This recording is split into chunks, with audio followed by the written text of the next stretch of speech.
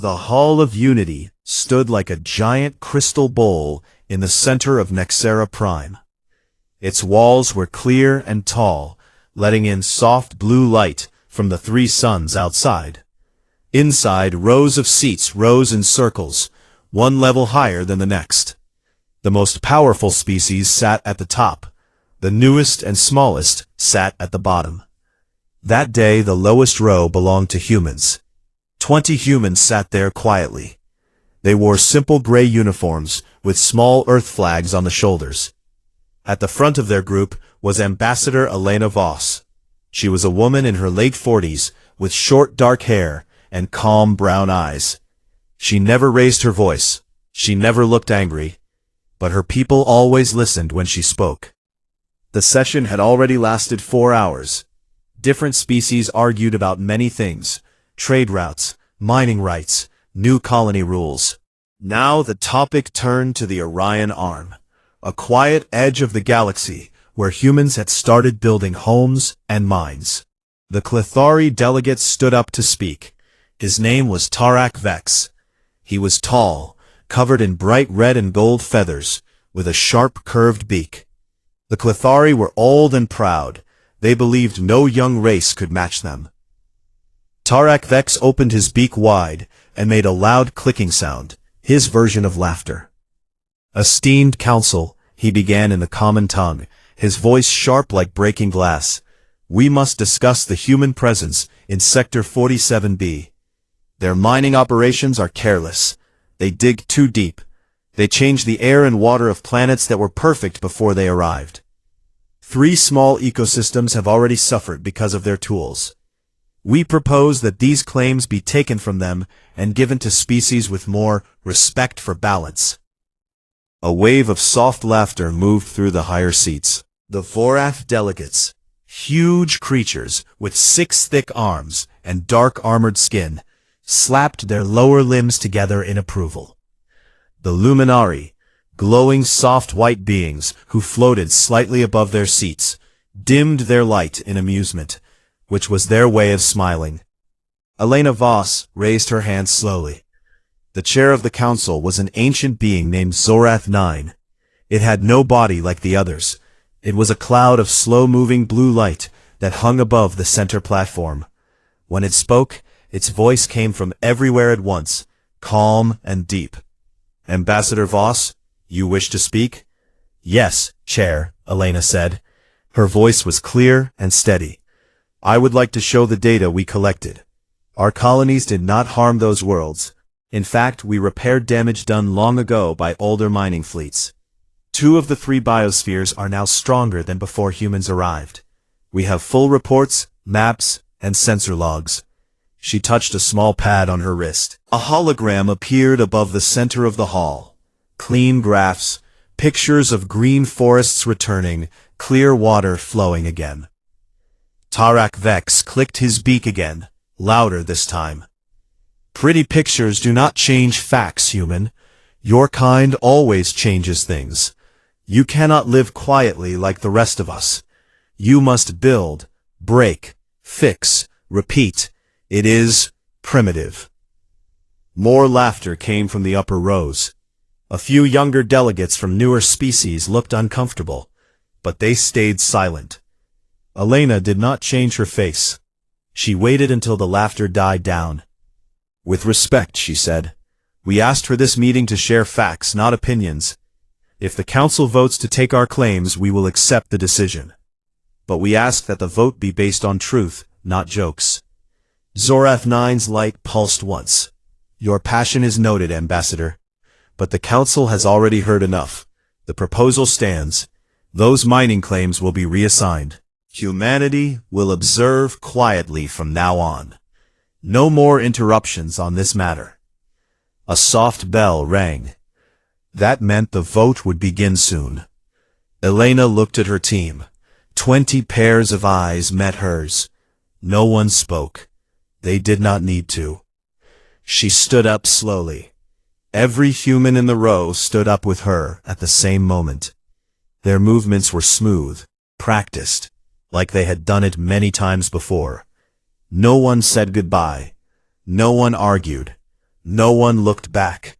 They walked toward the great doors at the back of the hall. 20 humans in gray uniforms, moving together like one shadow. The doors opened with a quiet hiss. They stepped through. The doors closed behind them. For a few seconds, the hall was completely silent. Then Tarek Vex laughed again, louder than before. "See," he said, turning to the others. "They run when things get hard. Primitive instincts. Weak hearts."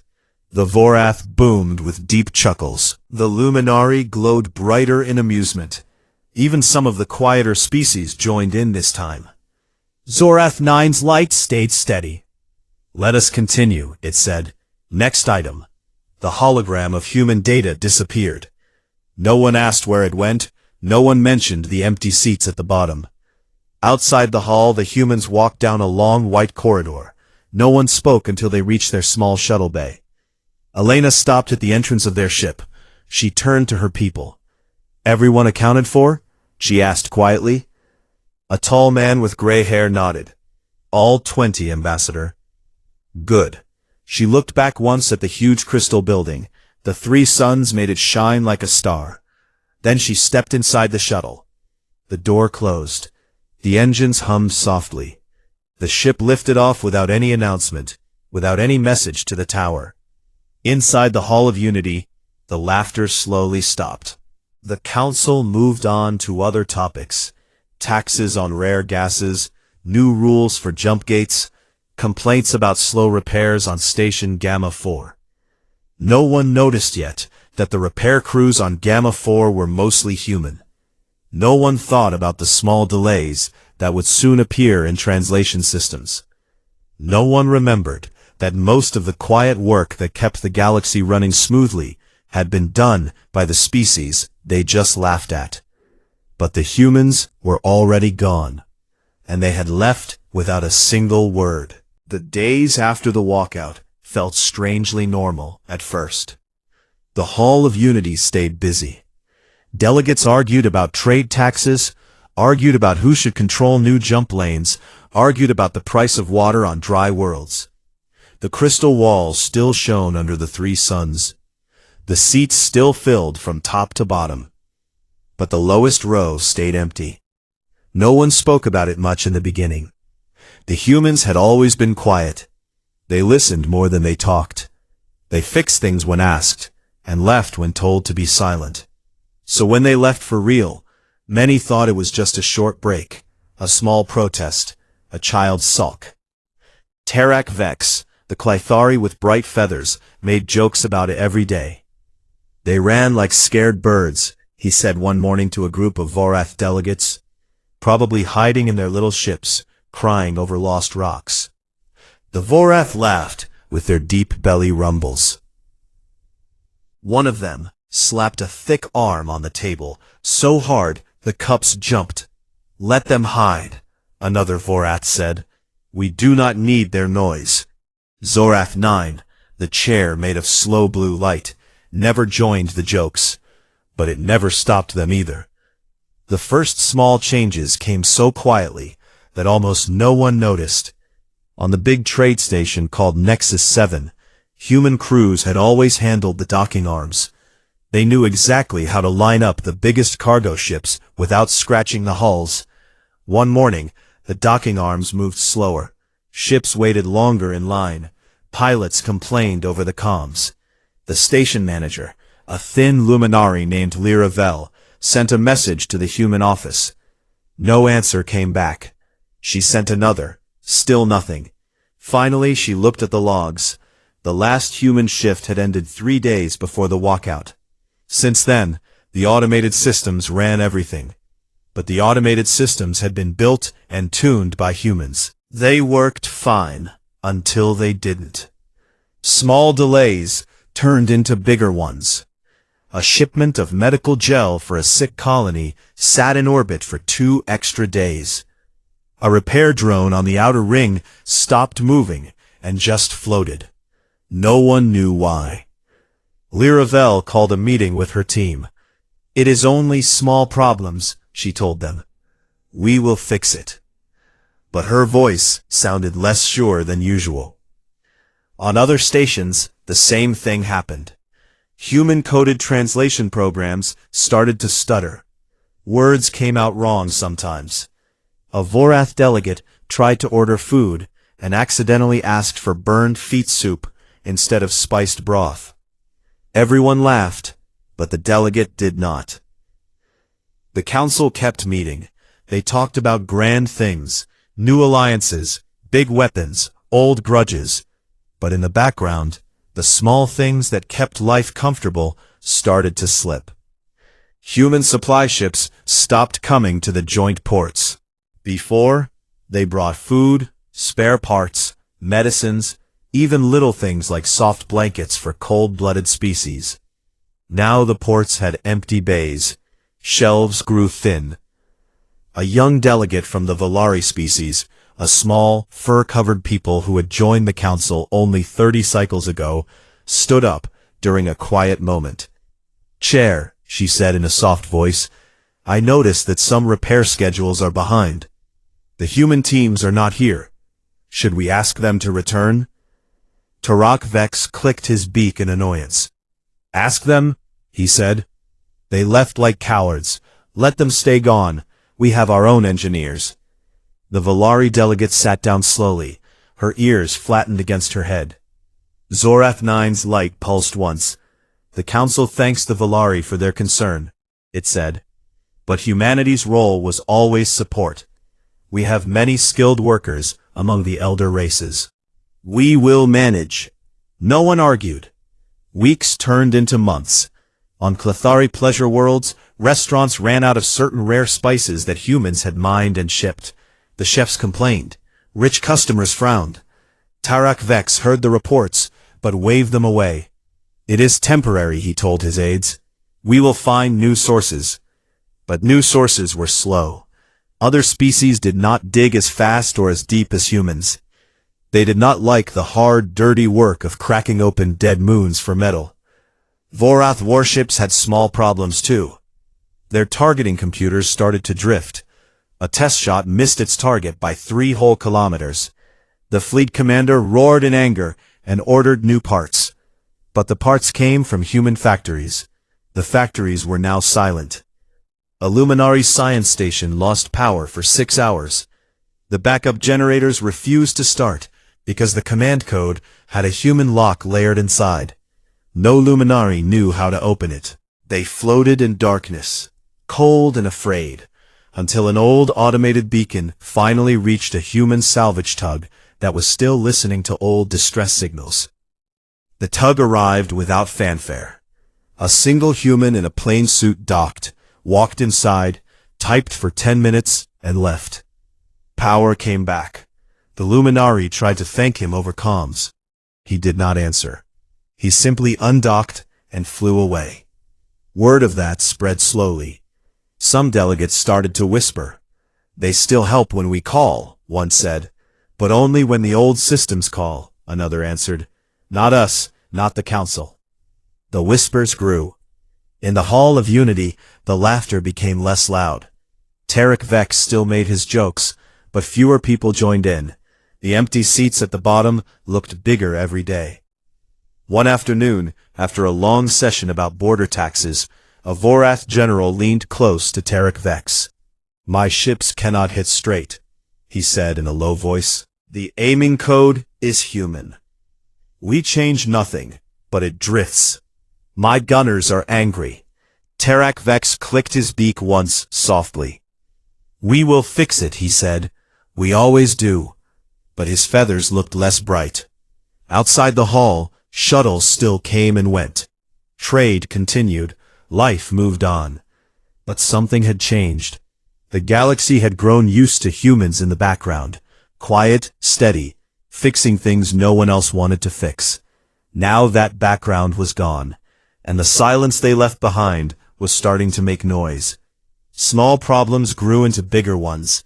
No one panicked yet, but many started to wonder. How many small things had the humans really held together? And what would happen when those small things finally broke? Months passed, and the small problems stopped being small. On the Clythari homeworld of Etheris, the sky used to sparkle with hundreds of defense platforms. They floated high above the cities like silver stars. Each one had strong shields, fast guns, and smart targeting eyes. The Clythari loved showing them off to visitors. "Look," they would say, "no one can touch us." One quiet morning during a normal test, half the platforms simply stopped working. Alarms screamed across the control centers. Screens flashed red. Engineers ran from room to room. Commanders shouted orders, but nothing moved. The platforms did not fall right away. They drifted, slowly, like tired birds losing height. Then the first one hit the upper atmosphere. It burned bright orange and broke into pieces. Chunks of metal rained down on empty fields at first, then on houses, then on streets. Most people escaped. Casualties stayed low, but the fear was huge. The Clythari had never felt weak before. Now they did. Tarek Vex stood in the main command hall, feathers flat against his body. He stared at the screens showing smoking craters. "How?" he asked the chief engineer. The engineer, a thin young Clythari, looked down. The structural beams failed at the same time. Every single one. The metal fatigued. It was not supposed to happen for another 200 cycles. Tarek clicked his beak slowly. The metal came from human minds. The stress models came from human computers. The safety checks. Human. The engineer nodded once. Tarek turned away. His bright feathers looked dull under the harsh lights. Word reached the Hall of Unity fast. Delegates whispered in the corridors. The laughter was gone now. In its place came tight faces and quick glances. A Vorath admiral named Gorvax stood up during the next session. His voice was lower than usual. "My fleet has the same trouble," he said. "Targeting drifts. Guns miss. Navigation jumps short sometimes. We checked everything. The problem is in the core code. The code humans wrote when they helped us upgrade 10 cycles ago." He looked around the hall. "We cannot fix it fast. Our own coders do not understand the human layers. They are too deep, too clever." A soft sound moved through the seats. Not laughter. Worry. Zoroth 9's blue light dimmed a little. "We will form a special team," it said. "The best minds from every species. We will solve this." But everyone knew the truth. The best minds for those codes had been human. On a distant luminary research station called Light's Edge, things grew worse. The main reactor started to shake. Warning lights blinked. The station chief, a glowing female named Saralor, ordered shutdown. But the emergency protocol would not listen. The screen said the same thing over and over. Authorization key not recognized. Human standard lock engaged. Saralor tried every override she knew. Nothing worked. The reactor temperature climbed. Lights flickered. Air grew hot. For 3 full days the station drifted dark and silent. Inside, the Luminari huddled together. Their glow became weak and yellow. They spoke in low voices about what would happen if the core breached. On the 3rd day, a small ship appeared on sensors. No hail, no lights, just a plain gray shuttle with old markings. It docked without asking. A single human in a plain suit walked in. He carried a small tool bag. He went straight to the control room. No one stopped him. They were too tired and too cold. He sat at the main console. His fingers moved fast over keys no one else had touched in years. Lines of code scrolled. Pressed enter. The alarms stopped. Lights came back on steady. Air recyclers hummed again. The reactor cooled. Saralor floated forward. "Thank you," she said. Her voice shook a little. "We owe you our lives. Please, tell us your name. We will repay this." The human looked at her for the first time. His face stayed calm. "No need," he said quietly. He closed his bag, walked back to the airlock. The door closed behind him. The shuttle undocked and left as silently as it came. Sarah Lore watched it go on the screen. She felt something new. Not anger, not fear, shame. Back in the Hall of Unity, more reports came in every day. A trade route lost half its ships because refueling stations ran dry. Human tankers used to fill them. Now the tanks sat empty. A hospital on a colony world ran out of medicine. The formula was simple, but the machines that made it had human software locks. No one could start them. Even the big jump gates, those giant rings that let ships cross light years, started to stutter. Delays grew from minutes to hours. Ships waited in long lines. Captains cursed. Cargo spoiled. Delegates stopped joking about humans. Instead, they asked quiet questions. How much did they really do? Who kept the translation matrix running so smooth? Why did we never learn their repair tricks? Zorath 9 called a closed meeting. Only the oldest species came. No young delegates, no press. Inside the small room, the chair's light was very dim. We must speak to them, it said. We must ask them to return. Tarak Vex shook his head. They will laugh at us, he said. We laughed first. Gorvax the Voroth crossed his thick arms. We cannot invade, he said. 70% of our ships use human refueling protocols. If we push too hard, the reactors may shut down. We would be stranded. Silence filled the room. A Luminary elder spoke last. We forgot something important, she said. They did not conquer with guns. They conquered with patience. They fixed our homes while we mocked their hands. Now our homes break, and their hands are gone. No one answered. Outside, the hall looked the same. Crystal walls, high seats, bright light. But the lowest row stayed empty, and the silence from human space grew louder every day. People started to count. How many systems still worked only because humans had touched them once? How long until the rest broke? No one knew the answer. A full year had passed since the humans walked out of the Hall of Unity. The galaxy felt different now. Not broken yet, but cracked in many places. Ships waited longer at gates. Food arrived late, or not at all. Lights flickered on stations that used to shine bright. People talked less and listened more. In the Hall of Unity, the seats looked emptier than before. Many delegates stayed home now.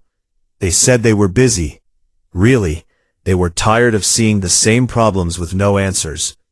One morning, bad news came from the Clethari homeworld again. A big orbital shipyard hung high above Atheris. It built their fastest warships. That day, during a normal power test, the whole yard shook. Then it broke apart. Huge rings of metal twisted and snapped. Sections floated away like dead leaves. Smaller pieces burned up in the sky. The workers inside escaped in life pods. Years of work lost in minutes. Tarak Vex received the report in his private room. He sat alone. His feathers had lost most of their shine. He read the message twice. The failure came from the main support struts, the same special alloy humans had supplied for strength and lightness, the same math models humans had run to test stress. The safety locks, human code, had frozen the emergency release. Nothing could stop the collapse once it started. Tarak stared at the wall for a long time. Then he stood up. He walked to the council hall. The session that day was quiet. Only a few dozen delegates came. Zorath 9's light burned low. Tarak stepped to the center platform. His voice sounded thin. We must speak to the humans, he said. Now. A few heads turned, no one laughed. Gorvax the Vorath crossed his arms. We tried, he said. Messages sent, no reply. Channels closed.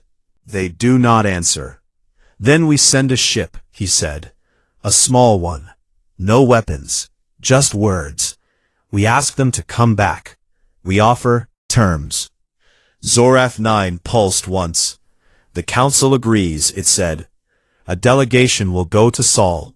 They will carry our request. 3 days later, A small diplomatic vessel left Nexera Prime. Inside were Terek Vex, Gorvox, a luminary named Seralor, and 2 others.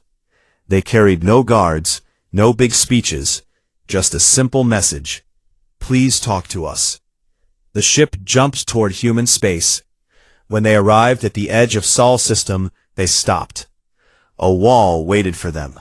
Not a ship wall, not a gun wall, a quiet, invisible wall made of energy. It stretched in a perfect sphere around every human world and station. Probes bounced off it. Comms died against it. Ships could not pass. The delegation ship sent every signal they knew. Polite hails, old friendship codes, even apologies in plain words. Nothing came back. They waited 2 days. On the 3rd day, a single tight beam message arrived. It was not spoken. It was text only. It appeared on every screen at once. Protocol silence complete. Effective immediately, all prior technical support agreements are null. Humanity withdraws from galactic integration. We wish you well in your independence. That was all. No demands, no threats, no anger. Just those words. The delegation ship turned around and went home. When they returned, the Hall of Unity was full for the first time in months. Everyone wanted to hear. Tarak stood before them. His voice shook only a little. They will not come back, he said. They are done. Seralor floated forward.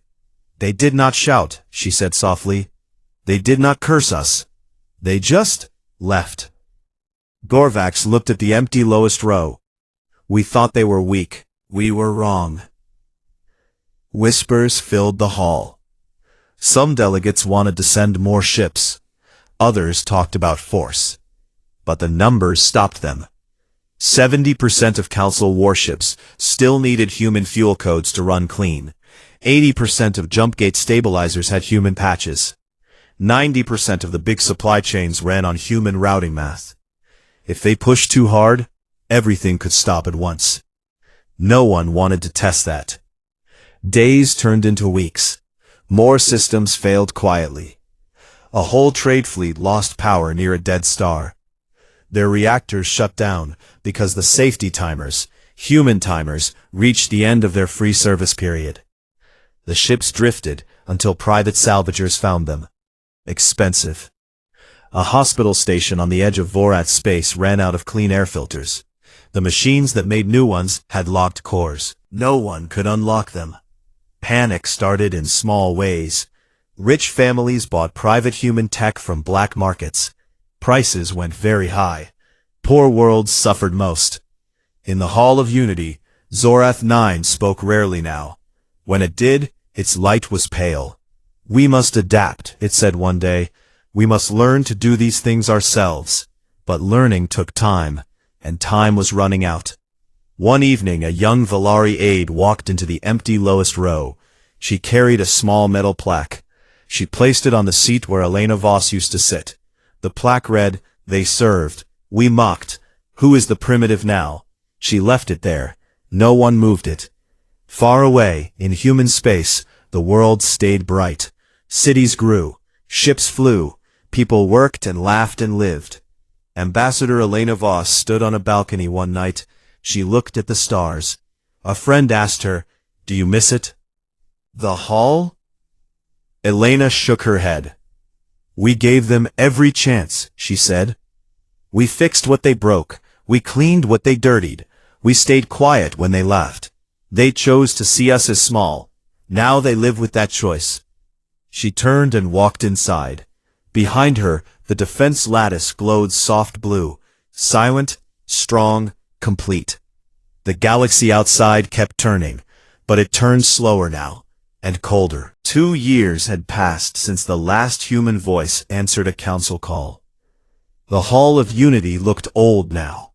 The crystal walls still caught the light from the 3 suns, but dust gathered in corners no one cleaned. Lights stayed dim longer each day. Seats stayed empty. Many species had stopped sending delegates. They said travel was too hard. Really, They had nothing left to say. Inside the hall, only a small group met now. Zorath 9 floated above the center platform. Its blue light was thin and slow, like a dying star. Terak Vex sat in a high seat, feathers mostly gray. Gorvax the Vorath leaned on a table, his thick arms heavy. Saralor the Luminari glowed so faintly she looked almost solid. A few others waited in silence. Zorath 9 spoke first. Its voice came soft and tired. "We must face the truth," it said. "The concordance is fading. Trade is broken. Worlds go hungry. Ships sit dead in space. We cannot fix what we do not understand." Terak Vex looked down at his hands. "We mocked them," he said quietly. "We called them primitive. We took their work and gave them insults. Now we pay." No one argued. Gorvax moved his head slowly. "My people face dark times.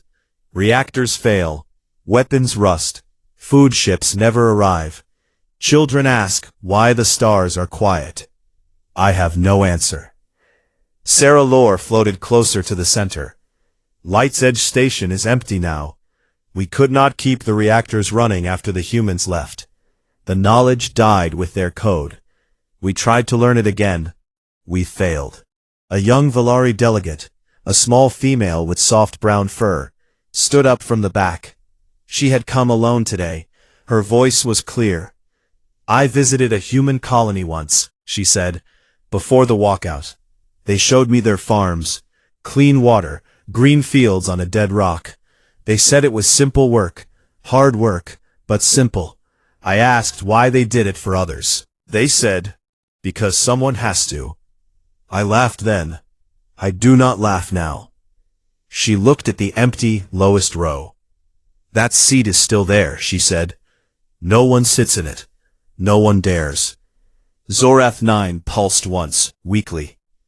"We sent messages again last month," it said. "We offered everything. Trade rights, equal seats, apologies in every language. The lattice did not open.